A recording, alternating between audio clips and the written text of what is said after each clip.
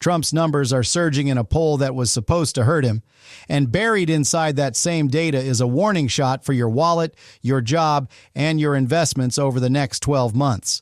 I'm Thomas Paul, this is the comment section, and today we're not asking, who's winning on Twitter? We're asking, who's winning over the people who decide what happens to your money?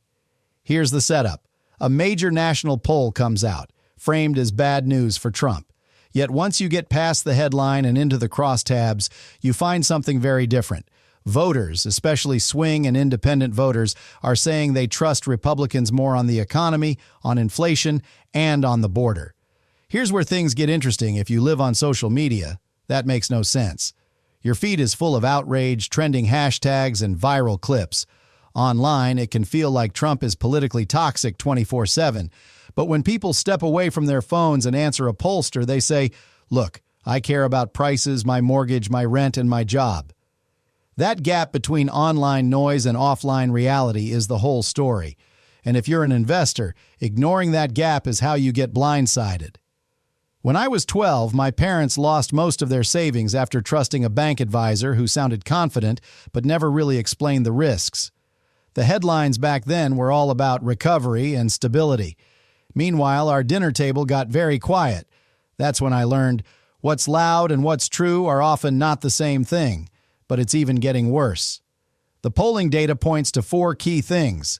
First, voters give Republicans the edge on the economy and inflation. That doesn't mean they love every Republican policy. It means when they're asked, who do you trust more to handle your wallet? The answer is drifting in one direction. Second, immigration and border security are now pocketbook issues. It's not just culture war talk. Voters are connecting migration, local budgets, and pressure on services directly to their cost of living. Third, Trump himself is polling stronger than his online reputation suggests. The poll shows that even with all the legal drama and constant coverage, a big portion of the country either doesn't care as much as Twitter does, or they care more about their bills. And fourth, the media framing is wildly out of sync. You read the article headline, "Terrible News for Trump." Then you see the numbers and think, are we even talking about the same document? And here's where things take a step further. From an investor's perspective, this matters for 3 reasons. Number 1, markets don't just react to election results. They react early, to expectations of who will write the next set of rules. If markets start to price in a higher chance of a Trump win or a Republican sweep, that shifts which sectors get love and which get punished.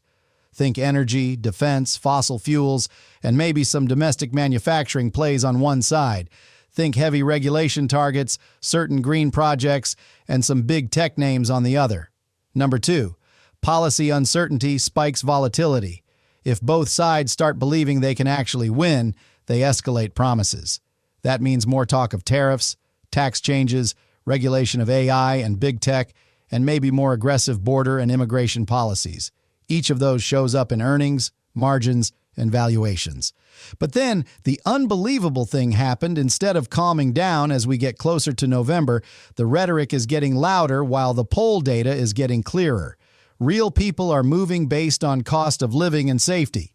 And yet, the political and media class still seem obsessed with the game on Twitter. When I worked part-time at a local newspaper in college, I watched the same economic story get 3 different headlines in one morning. One sounded optimistic, one sounded neutral, and one sounded like the sky was falling. Same facts, different framing. That was the day I realized news isn't just information, it's marketing. Right now, the marketing is saying everything is about vibes and scandals. The data is saying everything is about money and security. But then he said this unbelievable thing. In the panel breakdown of the poll, one of the big themes was, Twitter is not real life. The voters driving this poll are not the people arguing all day in quote tweets. They're the ones quietly changing their minds because their grocery bill went up 20% and never came back down. So what do you actually do with this as an investor in terms of how I plan to invest? When I was in my early 30s, I put money into something boring while everyone chased shiny, fast money ideas. No fireworks, no victory lap on social media. just slow, steady compounding while the hype cycles came and went. That experience is exactly how I'm looking at this election cycle. Here's my simple framework, and this is not financial advice, just how I think through it. Number 1, separate noise from probability. Ignore the Twitter war. Watch the polling trend lines in key states, and especially the who do you trust on the economy and inflation question. Those are early signals of where policy might go. Number 2, map each possible outcome to sectors.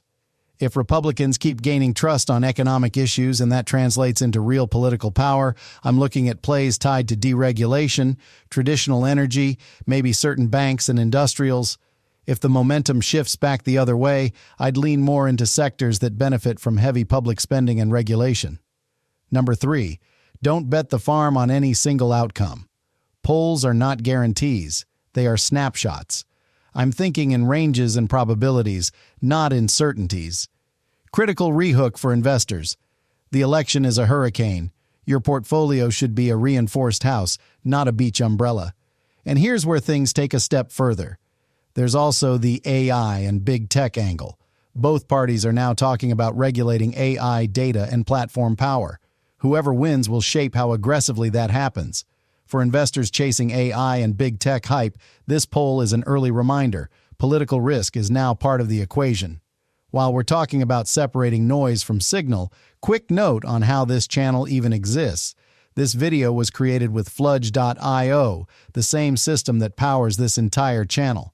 If you're watching this and thinking, I'd love a channel like this, but I don't want to be on camera, that's literally what it's built for. Fludge researches topics, writes the script, creates the thumbnail, uses an AI avatar, and uploads to YouTube.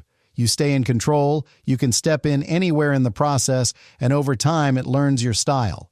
If you want to build a serious YouTube channel around finance, news, or commentary without burning out, check out Fludge.io.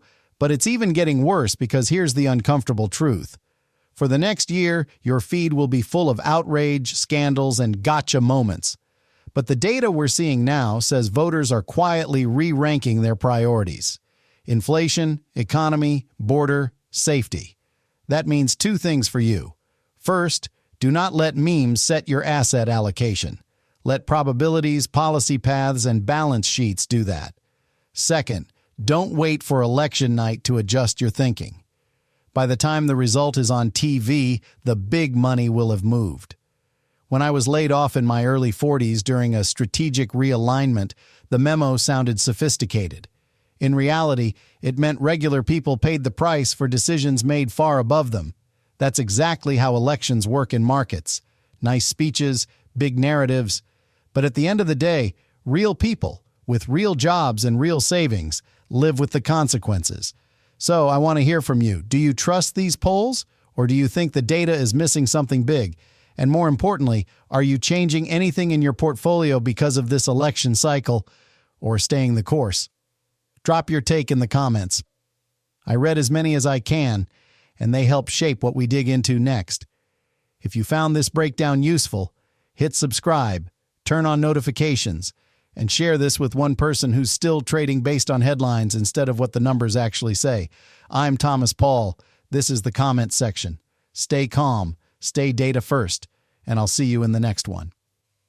Quick disclaimer: nothing in this video is financial, legal, or tax advice. Do your own research or talk to a licensed professional before making investment decisions.